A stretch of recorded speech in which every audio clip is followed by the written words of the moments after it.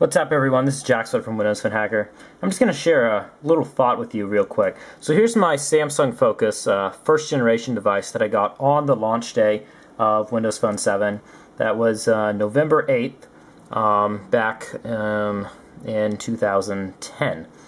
So that was 2 years ago, back when the operating system was still in its infancy and no one was really sure what was going to happen with it. And as we find out this year, the operating system is hitting its end of life at Windows Phone 7.8 for a new operating system called Windows Phone 8, obviously, to be released on new hardware, and this device is effectively no longer upgradable.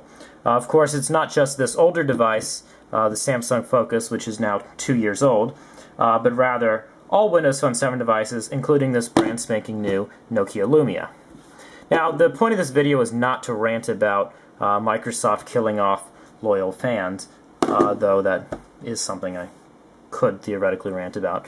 But anyway, the point of this is rather to sort of dig into Windows Phone 7.8, which I have a pre-release running on this device, and just sort of go through things that it does and does not fix. So here are a couple of gripes about Windows Phone 7 that, again, this is pre-release software, so there's a chance that they may actually fix this in Windows Phone 7.8, but we don't know right now, so I'm just going to sort of show what isn't fixed right now and what, you know, as a user of 2 years, that I would actually like to see fixed in, you know, even in Windows Phone 7.8 or Windows Phone 8. First off is my most used place on the device by quite a large margin, which would be the messaging hub. Now, the messaging menu is actually really quite nice. I type in a name. As I start typing in, it suggests someone I can click on, and then typing a message, I mean, that's just really easy. Keyboard's really nice, etc. However, I find the placement of these buttons right here really odd. And now, of course, this is something that's really stupid to rant about, but when you send as many messages as I do, this actually becomes quite an issue. I can understand the placement of the voice button, however, it's a little annoying whenever I accidentally type this and my phone starts talking when I'm trying to be quiet.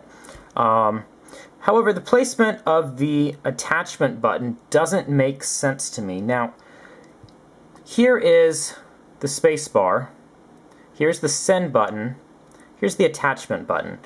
So there's actually, and speaking from experience, a fairly high chance of typing and trying to send or just hit the spacebar and accidentally bumping this nosy little attachment button right here, which then pops up the attachment chooser to pick a picture, and then you have to deal with closing that out and going back to sending your message. Now, of course, this really isn't that big of a deal, except when, you know, I make the point that how often do you really attach like a picture to a message? Like, surely it's not that frequent that you have to put it right here. Now, maybe they put it here so it would be discovered, but honestly, I feel like it would be a little nicer if it were somewhere down there, over in that menu, which, if you're in a conversation, will appear with the delete thread options and all that. But that is something that sort of bugs me. Not too much as this bugs me. This new little attach item menu that came up in Tango and is still in 7.8. This is the ugliest thing I have ever seen. Now, like, seriously, how often am I going to attach a ringtone? And if I don't even have ringtones, it just says picture or video. Like, why not just take me directly into the picture or video hub right here? Like, really? So, I mean, I understand they needed a quick way to sort of give you the option, but this just looks tacky, okay? Moving on, my next rant comes from settings menu. Now, if you have the WPH Tweaks application, you'll see I included a nice little feature that lets you rearrange these. If you don't have WPH Tweaks or something else to rearrange these, this is a pain to use, okay? Why would I want my ringtones and sounds more accessible than, I don't know, brightness, which I can't see on this phone when I step outside? Or what the heck is internet sharing doing up here? How often do I change that? And, I mean, at least feedback and about are down here where I would never touch them, but it just doesn't make sense to me why they just sort of threw these items here in no particular order. I mean, again, this is probably something you want fairly accessible for people to see, but, you know, it's just the little details, you know, it's not a big deal, but it's also not a big deal just to get right in the first place.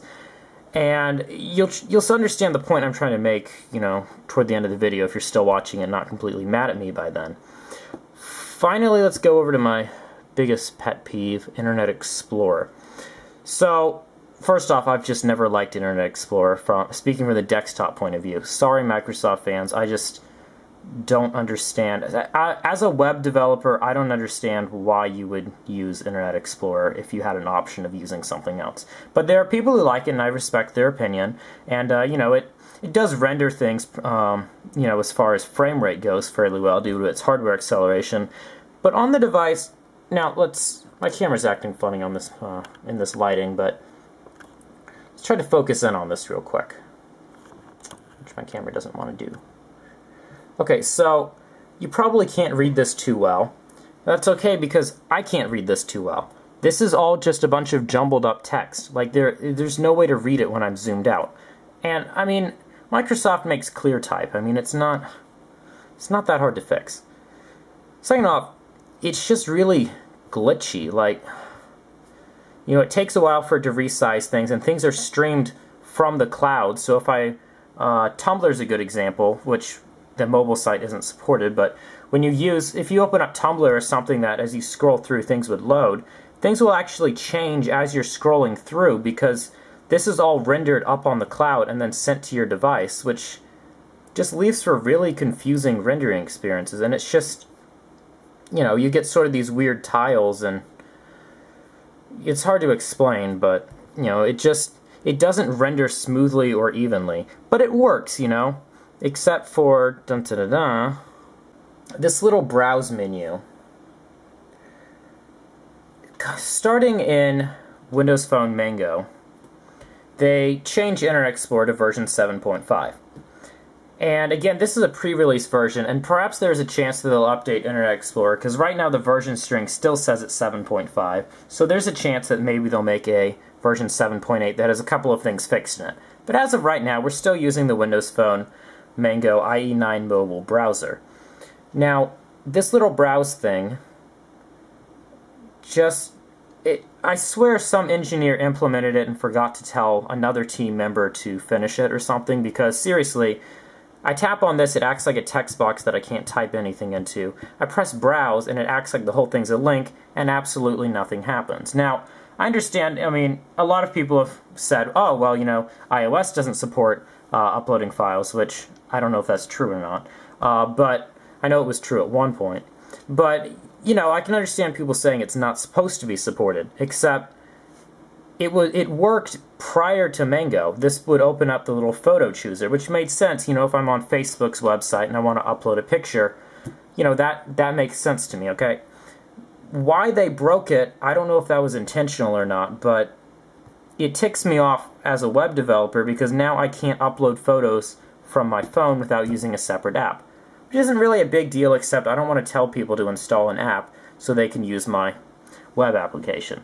Microsoft was really big on advertising HTML5 on Windows Phone Mango, and their HTML5 support sucks. Okay, it does. I'm sorry. I don't want to break your heart, Microsoft fans, but not a strong point, okay? Also, of course, there's the rant about how they took out forward and a bunch of other things, but we're not going to go there. Okay, so at this point it probably sounds like I'm being incredibly anti-Microsoft, and really, I'm not. I love this phone. It's simple, it's to the point, it's fast, okay? It works for everything I want it to do, well, almost everything. Most of everything I want it to do, which is pretty much texting, but it's fast and it works really well for what it can do, but there are just little minute things that are pushing the platform behind what it could be.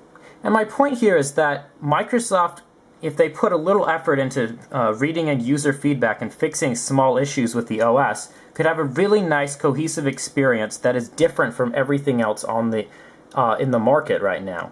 However, just these little annoyances, as well as, killing off all their faithful users, including all the people who have just been converted to Nokia Lumias, it's hurting them themselves, and it's really hard right now for me to figure out, do I go on to Windows Phone 8, or is Microsoft going to screw me over again? Is Windows Phone 8 going to take off, etc.? And this has nothing to do with Windows Phone Hacker or any of the tweaks I do, because I continue to work on these devices, and they're a fun challenge to try to hack into and make do what they're not supposed to. But at the same time, from a consumer's point of view, I don't know what to think about this.